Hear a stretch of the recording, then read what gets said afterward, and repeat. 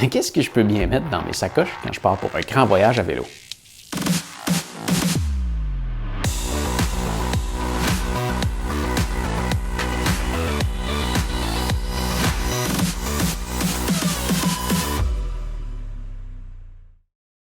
Salut, moi c'est Pascal et bienvenue à cette deuxième partie de la capsule de formation divisée en 6 épisodes pour t'aider à préparer ton prochain voyage à vélo. Si tu n'as pas vu la première capsule, je t'invite à commencer en la regardant juste ici. C'est une playlist qui va te permettre de regarder tous les épisodes, un à la suite de l'autre. Aujourd'hui, on va voir ensemble tout ce que je range dans mes sacoches de vélo. Ça va sûrement te donner tout plein de bonnes idées. Et on commence maintenant.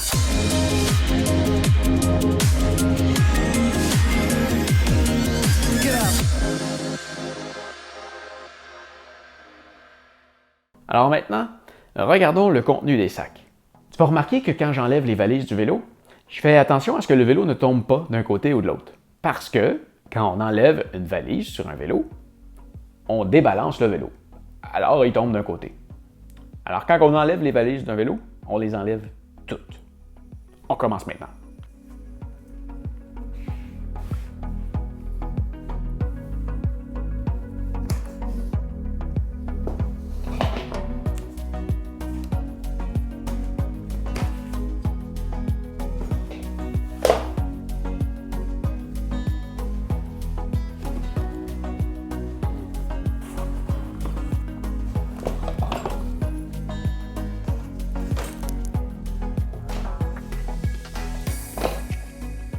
On commence avec un premier sac.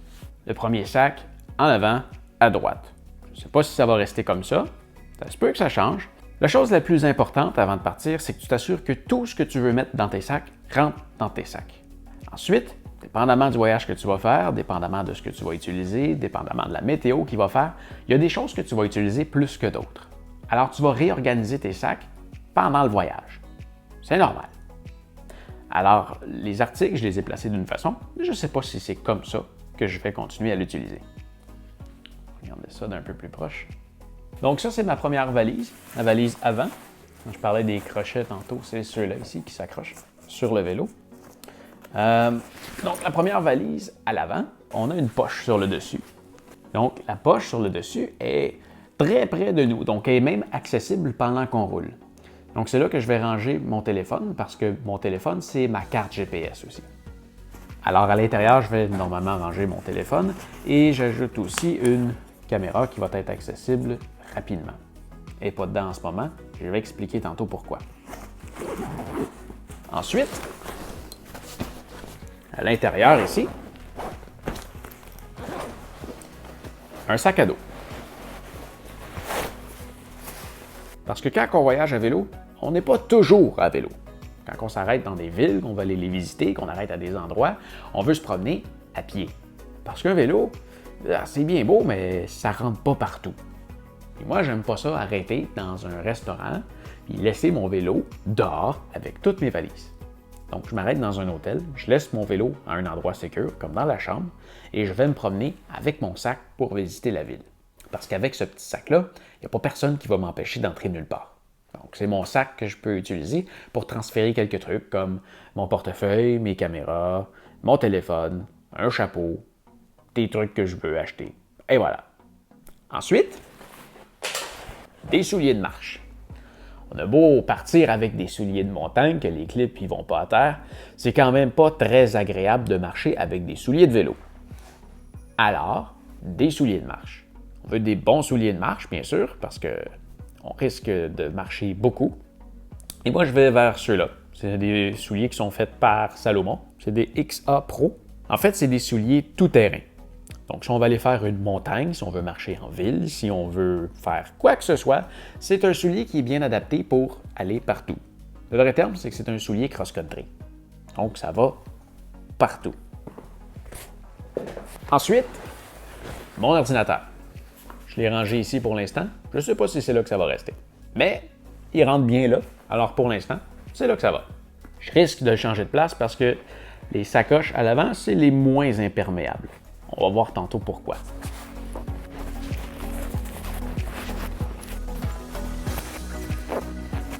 Alors voilà pour la première sacoche. Donc, on va voir la deuxième. Quelle c'est la sacoche de gauche. Ils ont vraiment un sens parce que, au fond, elle va être installée comme ça.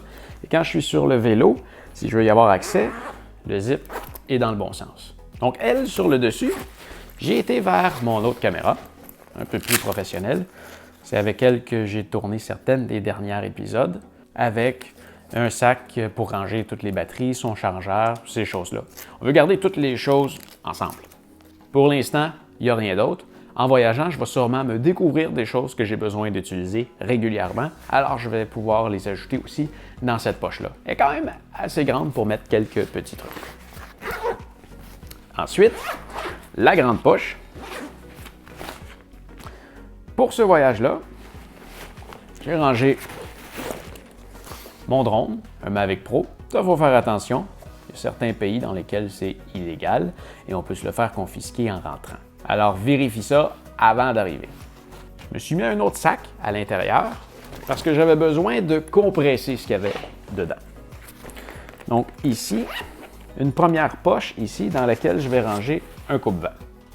Donc, un coupe-vent, genre 2 sacs à ouvrir pour aller le chercher, mais c'est quelque chose qu'on garde longtemps. J'avais besoin que ça soit compressé. Sinon, à toutes les fois que je vais aller chercher mon drone parce que je veux faire quelque chose, je suis obligé de me battre contre le bordel de tous les trucs qu'il y a dans le sac. Ça, on veut pas ça.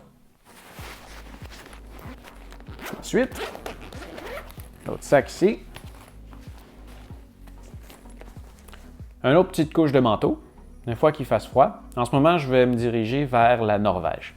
Donc, le plan de mon prochain voyage, c'est que je pars de Amsterdam, je vais traverser les Pays-Bas, l'Allemagne, le Danemark, la Suède et la Norvège, que je vais aller terminer le voyage vers Bergen. Donc, j'ai des doutes qu'en Norvège, il fasse quand même froid. Donc, je ne vais pas prendre de chance, je m'amène des vêtements un peu plus chauds. C'est quand même une chose qui est bien à faire d'amener des vêtements un peu plus chauds, peu importe où est-ce qu'on va, parce que si on se fait prendre par la nuit, souvent, il fait moins chaud. Un buff, ici, c'est un truc qu'on peut mettre un peu n'importe comment. C'est avec ça que j'avais l'air ridicule à l'aiguille du midi. Demain, c'est à la grosse bête blanche en avant que je vais m'attaquer. Le Mont Blanc.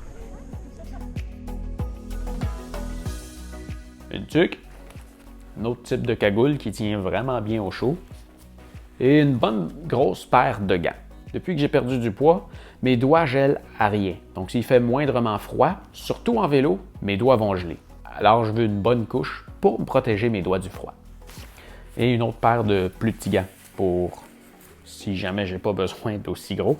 Je vais y aller avec ça, je vais avoir l'air plus intelligent puis ça va être plus confortable. Donc quand je resserre, je replie le tout pour que ça prenne le moins de place possible. Je le pousse et je rentre ça ici. Donc, c'est un sac de linge chaud que je me suis fait. Puis en me voyant, ben, on comprend que je mets ça dans un autre sac, justement pour éviter de la place. Puis c'est des trucs que je me servirai peut-être pas du tout. Mais j'ai pas le choix de les apporter.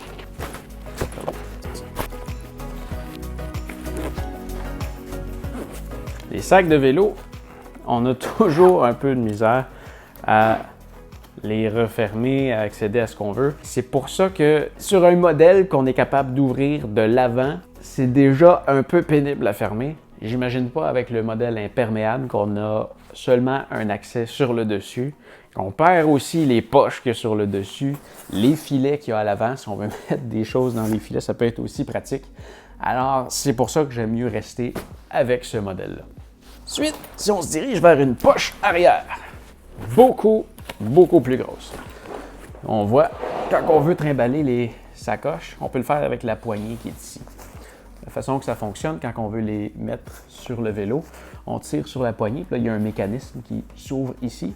Puis quand on le relâche, dans le fond, ils vont se barrer sur le support qui est ici. Donc là, les valises, ils ne peuvent plus tomber. On va le revoir tantôt. Donc, une bien plus grosse valise. On a un gros truc ici. C'est pour mettre un matelas de sol. Je le dégonflerai pas, là, mais c'est un matelas qu'on peut mettre par terre, on l'ouvre, il se gonfle tout seul, puis après ça, on lui donne quelques coups de poumon, puis on a de quoi de quand même assez confortable. Donc, si on ne réussit pas à se trouver un endroit où dormir, ou si on prévoit vraiment faire du camping, ben, on met ça là-dedans. Donc, plutôt que de mettre ça à l'extérieur puis de devoir attacher plein de choses, c'est ce que j'aime de ce sac-là. Il y a un compartiment qui est fait pour mettre un matelas de sol. Lié à l'intérieur, ça a l'air intelligent, c'est pas quelque chose qui est patenté, c'est quelque chose qui fait vraiment partie du sac. Si on le veut pas, ça s'enlève, c'est du velcro.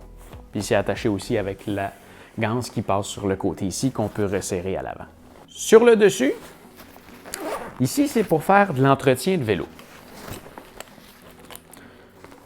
Alors des outils si jamais on a un flap puis qu'on doit changer la tripe à l'intérieur. Donc ça, c'est pour ouvrir le pneu. De l'huile à chaîne pour faire un entretien à pratiquement tous les jours. On va remettre la chaîne, nettoyer la chaîne. Là, je viens de penser, il va falloir que je m'ajoute des guenilles dans mon sac. Je ne l'ai pas encore fait. Donc, je m'amène des vieux vêtements, des vieux bas troués, des affaires comme ça pour nettoyer la chaîne. Puis quand on a fini avec, ou qu'elle est rendue trop sale, on le jette.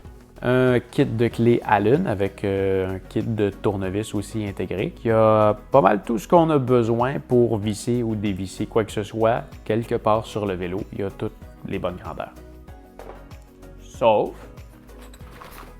la clé 8 mm pour visser et dévisser les pédales. Très important, on va voir plus tard pourquoi. Ça ici, c'est un outil pour ajuster les rayons du vélo. Si tu n'as jamais ajusté de rayon de vélo, comme moi, c'est quelque chose que tu veux éviter d'utiliser parce que tu peux aussi endommager ta roue, mais si jamais elle devient croche parce que tu as un accident ou quoi que ce soit, ben c'est déjà mieux que rien. Parce que si ta roue est brisée, ben, au moins tu as quelque chose pour tenter de la réparer. Parce que si tu ne l'as pas, ben...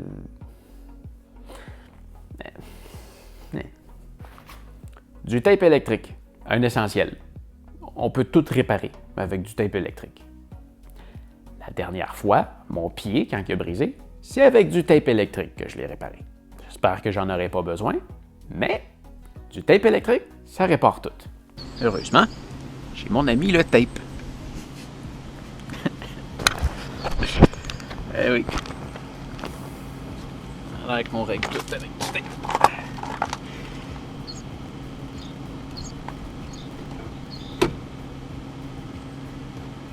Ensuite, on a un couteau multi-usage. Lui, je l'aime beaucoup. Il y a à peu près tout là-dessus. Donc, on a une pince coupante, une pince à long nez, on a un tournevis, un ouvre-canne, on a une paire de ciseaux, on a un grand tournevis, on a un petit tournevis, on a aussi des extensions à l'intérieur ici pour avoir à peu près toutes les sortes de tournevis. Et si on retourne voir à l'extérieur, on a un couteau à dents, on a un couteau ordinaire, on a une scie, oui, on a une scie, et on a aussi la lime à ongles. Voilà, donc un essentiel à avoir dans tous les voyages. On ne sait jamais quand ça peut servir. Ensuite de ça, des sacs Ziploc. Si jamais il pleut, je veux ranger mon portefeuille, mon passeport, mon téléphone, tous les trucs qu'on veut absolument pas qu'ils prennent l'eau. Donc, je m'amène quelques sacs Ziploc pour éviter qu'il y ait des trucs qui prennent l'eau. Ensuite, à l'avant, on a une pochette qui est quand même intéressante. Dans elle, je range mon portefeuille et mon passeport. Pourquoi dans celle-là? 1, parce qu'elle est accessible quand même rapidement. Et 2, parce que toutes les fois que je quitte mon vélo, c'est 2 choses que je veux toujours avoir avec moi. Alors, je peux l'enlever très facilement, laisser mon vélo à l'extérieur et partir avec les 2 choses les plus importantes que je trimballe. Crois-moi, perdre son portefeuille en voyage, on veut pas ça. En ce moment, ça paraît peut-être pas, mais je suis vraiment heureux. J'avançais, je me suis retourné, puis la poche dans laquelle je rentre mon portefeuille, je me suis rendu compte que je l'avais laissé ouvert. Puis mon portefeuille, il était plus dedans. Je viens de retourner au dernier endroit que j'ai utilisé mon portefeuille. Je ne l'ai pas trouvé sur le chemin. C'est sur mon 2e tour que je viens de le retrouver. je viens de penser, je voulais parler du portefeuille. Quand on part sur un voyage comme ça, il faut prévoir la possibilité de le perdre. Alors, dans le portefeuille, on a de l'argent. En ce moment, je pars vers une destination où est-ce que je vais avoir besoin de 4 devises. Ça serait intelligent de ne pas laisser tout l'argent dans le portefeuille, au cas où je me fasse voler. Je vais faire ça plus tard. Ensuite, je pars avec 2 cartes de crédit. Pourquoi 2? Parce qu'il y en a une qui ne restera pas dans mon portefeuille. Je vais la ranger dans un autre sac. Comme ça, si jamais je perds mon portefeuille, il me reste une carte de crédit. J'ai fait la même chose avec la carte bancaire. Je me suis commandé une autre carte, identique. Si jamais je perds une carte, si jamais il y en a une qui se démagnétise, si jamais il y en a une qui se fait pirater et que ma banque coupe la carte, même chose pour la carte de crédit, ben au moins, j'en ai une autre. Quand on est à l'autre bout du monde, c'est un peu dur de s'en faire livrer une autre par la poste. Ensuite, lui, il y a une autre poche ici en dessous. J'ai rien mis encore, mais c'est sûr qu'il va y avoir des affaires. À l'intérieur. Donc pour l'instant, des bouteilles d'eau, des Nalgene parce qu'ils ne prennent pas de goût. Ils sont super résistantes. On peut faire congeler de l'eau dedans. La bouteille, elle peut gonfler, elle ne brise pas. C'est vraiment des bouteilles géniales. Nalgene. Ensuite de ça, un cadenas pour protéger le vélo. Bien sûr, ça ne protège pas les sacoches, mais ça protège le vélo. Et ça prend un cadenas avec un code et non une clé. À moins de faire de l'amnésie. Parce que quand on part avec un cadenas avec une clé, si on perd la clé, on est dans la merde. Oups! Et je coupe la capsule juste ici. On va poursuivre à regarder ce qu'il y a dans mes sacoches dimanche prochain. J'espère que tu as apprécié la capsule. Si oui, tu peux me faire un pouce en l'air et t'abonner à ma chaîne. Pour rien manquer de ce que je fais, tu peux aussi venir me visiter directement sur mon site web, pascalmarquis.com. Si tu as des questions ou des commentaires, tu peux m'écrire dans la boîte juste en dessous de la vidéo. Gêne-toi surtout pas, c'est fait juste pour ça. Merci de m'avoir écouté et on se revoit la semaine prochaine. On va continuer de regarder tout ce qu'il y a dans mes sacoches. Salut!